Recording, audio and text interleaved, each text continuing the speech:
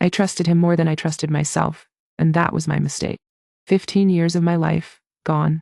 15 years of love, laughter, and tears, all invested in a relationship that was a lie. My name is Emily, and this is my story. I still remember the day we met like it was yesterday. I was 22, and he was 25. We were at a friend's party in our small southern town, where everyone knows everyone. He walked into the room, and I felt like I would have been punched in the gut.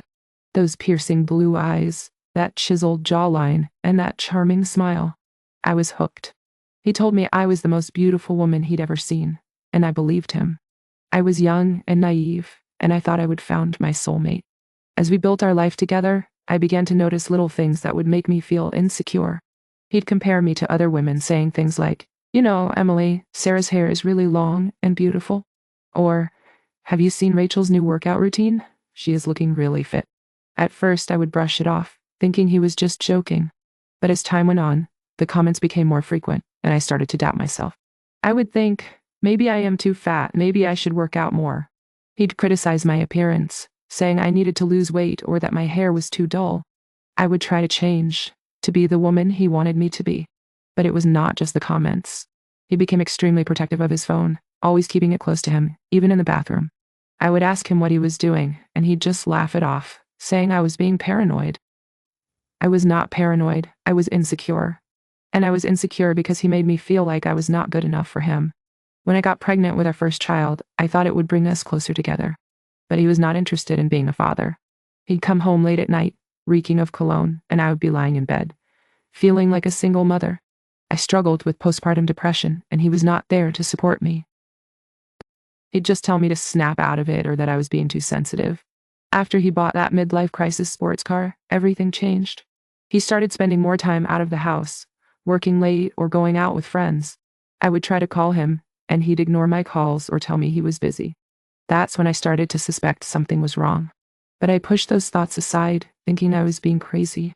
I did not want to believe that he could do something so hurtful. I loved him, and I thought he loved me too. It was not until our anniversary that I found out the truth. I was out running errands, and I decided to stop by his favorite restaurant for lunch. As I walked in, I saw him sitting at a table with another woman. They were laughing and holding hands, and I felt like I would have been punched in the gut all over again. She was a blonde, with a fake smile and a sparkly engagement ring on her finger. I did not know her, but she knew me. She knew details about our relationship that only Jamal could have told her. She knew about our fights, our makeups, and our intimate moments. It was like she was taunting me, rubbing it in my face. I left the restaurant, feeling like I was going to vomit. I drove home, my mind racing with questions. Who was she? How long had this been going on? And what about our child? That night, he came home, acting like nothing was wrong. He kissed me on the cheek and asked how my day was. I played along, pretending I did not know. But as we went to bed, I noticed he wanted to sleep in separate rooms. That was the trigger that made me investigate. I hired a private investigator to follow him, to confirm my suspicions. And what I found out was devastating. He had gotten her pregnant, almost a year ago. He had been lying to me, telling me that he was working late or going out with friends. He had been living a double life. I went to therapy, trying to make sense of it all. My therapist, Dr. Smith, helped me see the pattern of abuse. She told me that I was not to blame, that I was a victim of emotional manipulation. She helped me to see that I deserved better. As I sat in Dr. Smith's office, I felt a wave of emotions wash over me. I was angry, sad, and hurt all at once. I thought about all the times he'd made me feel like I was not good enough, all the times I would doubted myself. I thought about the pain he'd caused me, the pain he'd caused our child. I knew I had to confront him, but I did not know how. I did not want to scream or cry. I wanted to be calm and collected. I wanted to make him understand the pain he had caused me. So I wrote him a letter, pouring out my heart. I told him everything I would been feeling, everything I would discovered. I told him that I knew about the other woman, about the pregnancy. I told him that I knew he'd been lying to me, manipulating me. As I wrote the letter, I felt a sense of power wash over me. I felt like I was taking control of my life, like I was reclaiming my voice. I felt like I was finally being honest with myself, finally being honest with him. The letter was raw and emotional, a culmination of all my feelings. It was my truth, my story. And as I handed it to him, I felt a sense of liberation. I felt like I was finally free. Jamal, I wrote, I know what you've been doing. I know about her, about the pregnancy.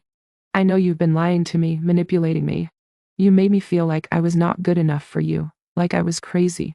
But I am not crazy. I am just a woman who's been hurt. I am a woman who's been betrayed by the man she loved.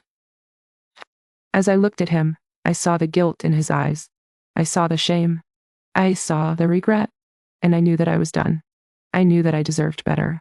I am leaving you, I said, my voice shaking. I am taking our child, and I am leaving you. You can have your sports car, your mistress, and your lies. I am taking back my life. As I walked out of the house, I felt a sense of freedom. I felt like I was finally me, finally alive. I knew that I had a long road ahead of me, but I was ready. I was ready to heal, to move on. I was ready to find myself, to find my voice. And as I looked back at the house, I knew that I would never go back.